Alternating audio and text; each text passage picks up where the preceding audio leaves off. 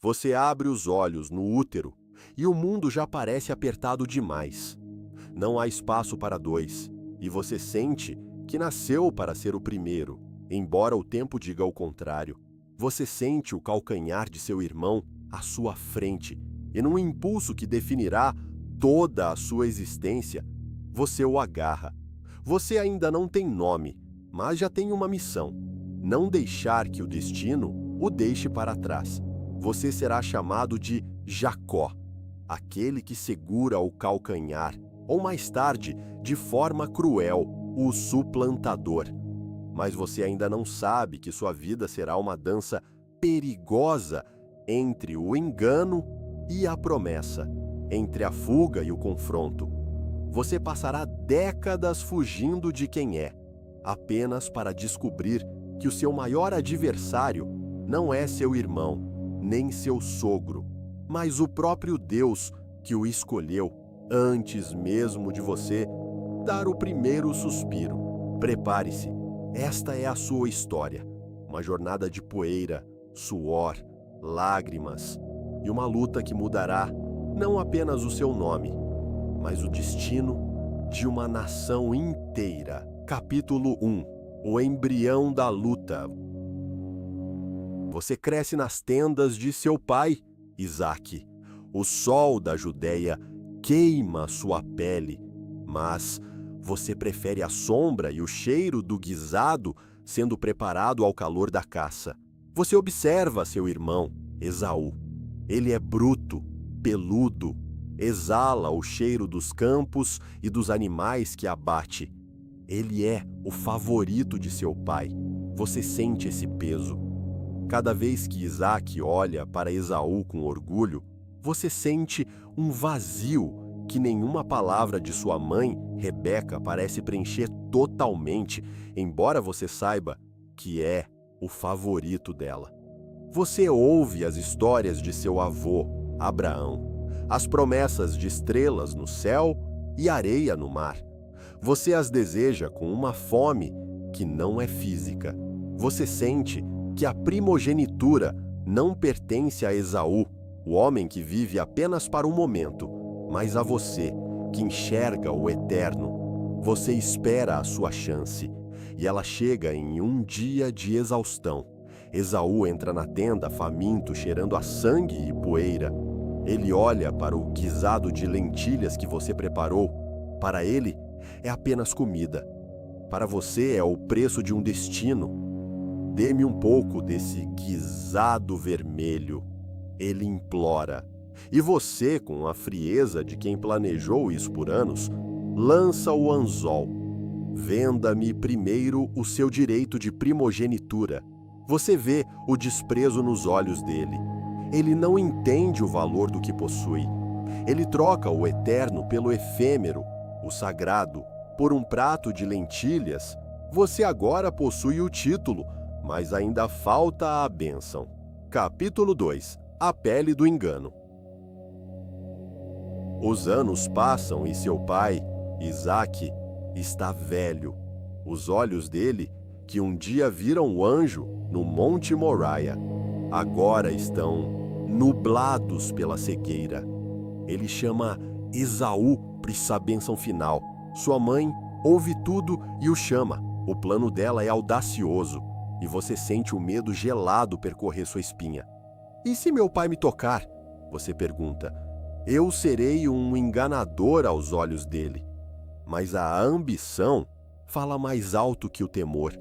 Você veste as roupas de Esaú, roupas que cheiram a mato e terra. Sua mãe cobre suas mãos e o seu pescoço com pele de cabrito para imitar a penugem grossa de seu irmão. Você entra na tenda. O cheiro de Isaque é de velhice e óleo.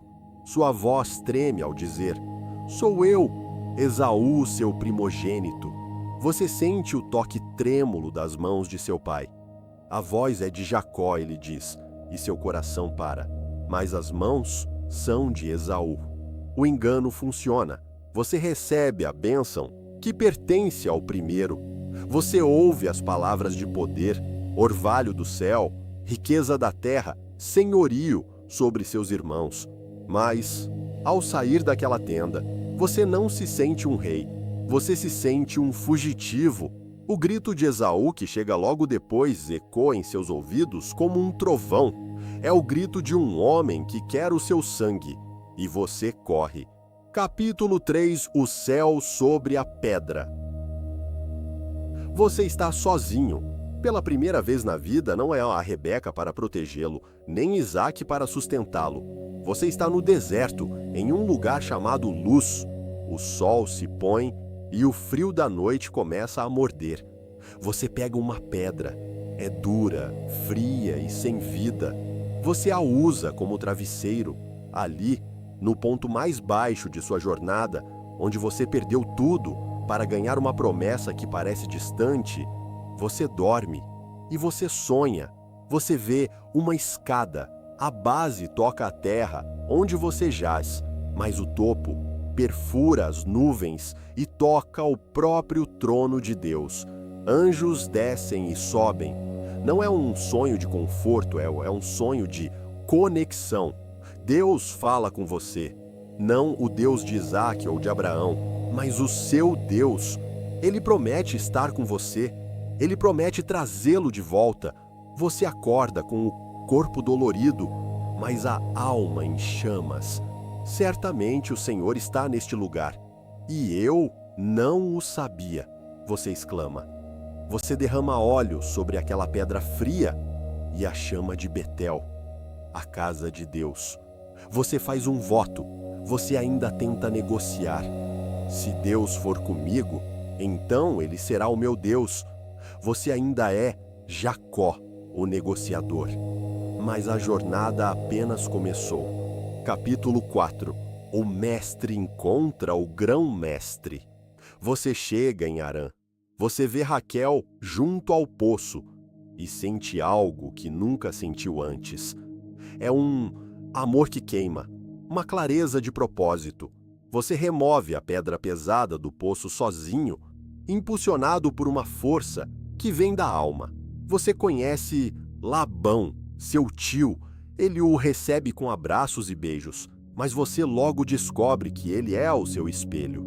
Labão é tudo o que você foi: astuto, calculista, pronto para usar as pessoas para o próprio ganho. Você trabalha 7 anos por Raquel, e eles lhe parecem poucos dias, tal é o poder do seu desejo. Mas, na noite do casamento, a escuridão prega uma peça em você.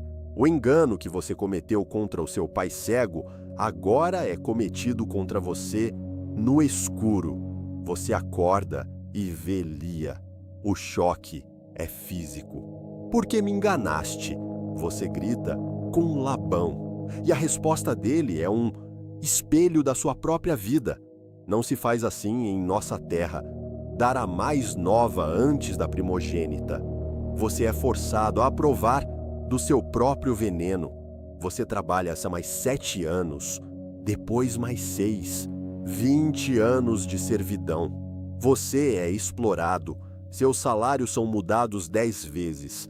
Você cuida dos rebanhos sob o calor escaldante e sob a geada noturna. Você aprende o que é ser o enganado, mas no processo Deus o prospera. Você aprende a arte da paciência. Você não é mais o jovem apressado das tendas de Isaque. Você é um patriarca que entende que a riqueza sem a bênção de Deus é apenas fardo. Capítulo 5. A fuga para o destino. A tensão em Harã torna-se insuportável. Os filhos de Labão olham para você com ódio, vendo sua prosperidade como um roubo. Deus lhe dá a ordem: volta para a terra de teus pais. Você chama Raquel e Lia para o campo. Você compartilha seu plano. Você parte em segredo, como um ladrão na noite, levando tudo o que conquistou. Labão o persegue. Ele o alcança no monte Gileade. Você sente o medo novamente, mas Deus intervém. O aviso divino impede Labão de lhe fazer mal.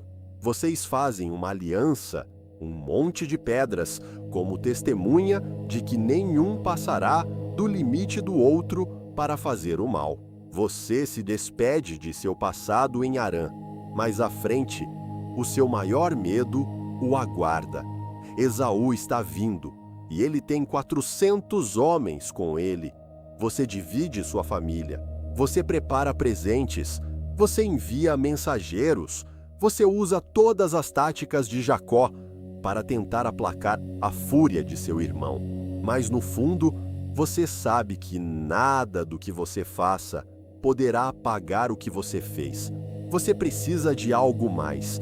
Você precisa que o céu intervenha novamente. Capítulo 6. A luta contra o inominável. É noite no Val de Jaboque. Você enviou sua família e seus bens para o outro lado. Você está sozinho, de novo, mas desta vez não há pedra para travesseiro. Há apenas o silêncio e o medo. De repente, um homem o ataca. Não há aviso, não há diálogo, apenas o impacto de corpos e o som da respiração ofegante na escuridão. Você luta como se sua vida dependesse disso, e realmente depende. Você luta contra a culpa de ter enganado seu pai. Você luta contra o medo de Esaú. Você luta contra as décadas de fuga. O homem não consegue vencê-lo. Então, ele toca a articulação da sua coxa. A dor é excruciante. Seu quadril se desloca, mas você não o solta. Deixe-me ir, pois já amanhece, diz o homem. E você, com a audácia que sempre foi sua marca, mas agora purificada pela dor, responde: não te deixarei ir se não me abençoares. Ele pergunta o seu nome. Você confessa Jacó. Você admite que é o suplantador, o enganador, e o homem responde: seu nome não será mais Jacó, mas Israel, pois você lutou com Deus e com os homens e prevaleceu. Você vê o sol nascer sobre Peniel. Você está mancando. Você carregará essa marca pelo resto da vida. Mas você não é mais o mesmo homem. Você não precisa mais enganar para ter a bênção. Você a conquistou na arena do sofrimento. Capítulo 7. O abraço do perdão. Você levanta os olhos e vê Esaú se aproximando. Os 400 homens estão lá. Você se curva 7 vezes, uma demonstração de humildade que o antigo Jacó jamais faria. Você se prepara para o golpe, mas o que você recebe é um impacto diferente. Esaú corre, ele o abraça, ele chora em seu pescoço. O ódio de 20 anos derrete em um momento de fraternidade. Viu teu rosto como se visse o rosto de Deus. Você diz a ele, e você fala a verdade. Naquele perdão, você vê a face da misericórdia que o buscou desde o ventre. Vocês se reconciliam, mas seus caminhos são diferentes. Você se estabelece em Siquém e depois volta para Betel, para o lugar onde tudo começou. Você enterra os deuses estranhos de sua família sob um carvalho. Você purifica sua casa. Você agora é Israel. Capítulo 8. O luto e a glória. A vida como Israel não é isenta de dor. Você enterra sua amada Raquel no caminho de Efrata. Você enterra seu pai, Isaque, em Hebrom. Mas a dor mais profunda vem de seus próprios filhos. Eles trazem a você uma túnica ensanguentada, a túnica de José, o filho que você amava mais que os outros, repetindo o erro de favoritismo de seus pais. Você rasga suas vestes. Você entra em um luto que dura décadas. Descerei ao túmulo chorando pelo meu filho, você diz. O mundo perde a cor, a fome atinge a terra. Você envia seus filhos ao Egito em busca de grãos. Você sente que o destino está se fechando sobre você. Você teme perder Benjamim, o último vínculo com Raquel.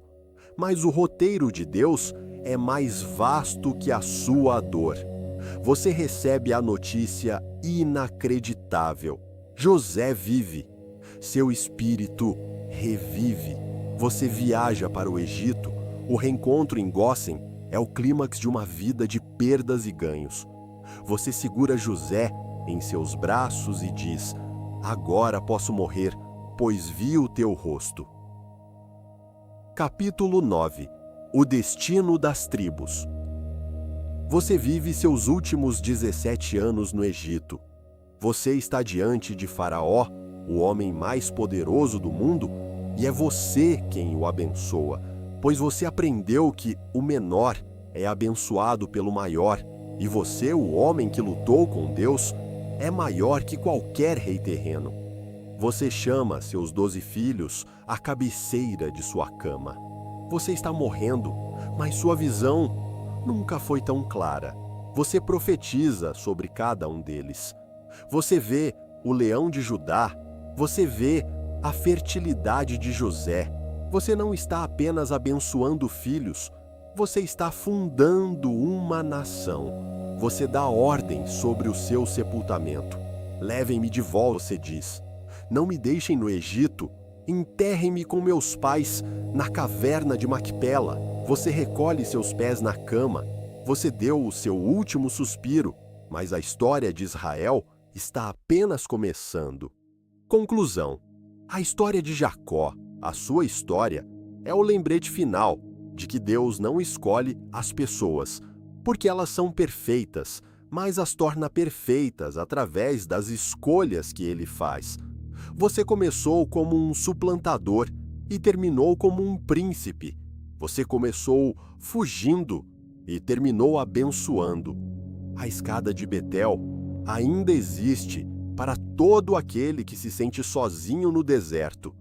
Ela lembra que o céu está interessado na terra e que o Deus que lutou com você na escuridão é o mesmo que quer lhe dar um novo nome na luz do amanhecer. Se você se sente um Jacó hoje, alguém que cometeu erros, que tentou negociar com a vida, que está fugindo de um passado, lembre-se, Peniel está logo ali. Não solte o Senhor até que Ele o abençoe. Deixe que Ele mude o seu nome. Deixe que Ele transforme a sua fraqueza em uma nação. Obrigado por caminhar conosco por estas tendas e desertos. Se esta jornada tocou a sua alma, inscreva-se no Ordem Bíblica. Aqui, nós não apenas lemos a história, nós a vivemos.